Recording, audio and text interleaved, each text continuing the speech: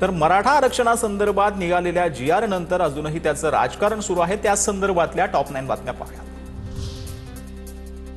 येवलेवाल्याचा बोलण्याचा रोख वेगळा, मंत्रिमंडळपद देऊनही भुजबळांना बळीचा बकरा बनवलं हा GR आहे, त्यामुळे कोर्टात गेले तरी काहीही होत नाही, मनोज जरांगे यांचं वक्तव्य।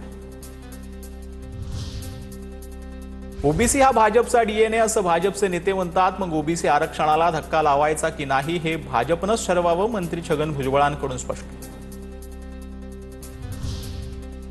GR बद्दल भुजबळांना संभ्रम असेल तर ओबीसी समाजाच्या उपस्थितीत संभ्रम दूर करावा असं देखील यावेळेला बावनकुळे यांनी म्हटलेलं आहे।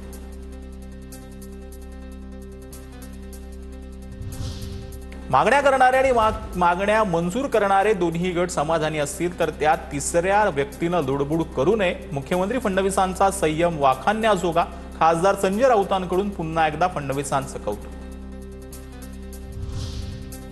GRमुळे मराठवाड्याला फायदा होणार, मराठवाड्याला काही मिळू नये अशी काही लोकांची भावना, आम्ही कुणाच्या ताटातलं घेतलं नाही, मंत्री संजय शिरसाट यांचं वक्तव्य।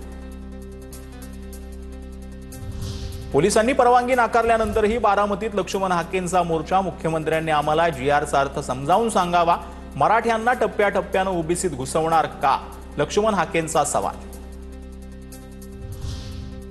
लक्ष्मण हाकेंनी पुन्हा एकदा चांगला अभ्यास करावा, नेत्यांच्या भूमिकेनं समाजाची दिशाभूल होऊ नये, ओबीसी नेते बबनराव तायवाडे यांची प्रतिक्रिया। मराठा आणि ओबीसी समाजासाठी उपसमिती गठीत केली आहे, त्यामुळे समाजात तेढ निर्माण होणार नाही याची काळजी घेतली जाईल, महाराष्ट्रातील जनतेनं निश्चिंत राहावं, रवींद्र चव्हाण यांची प्रतिक्रिया।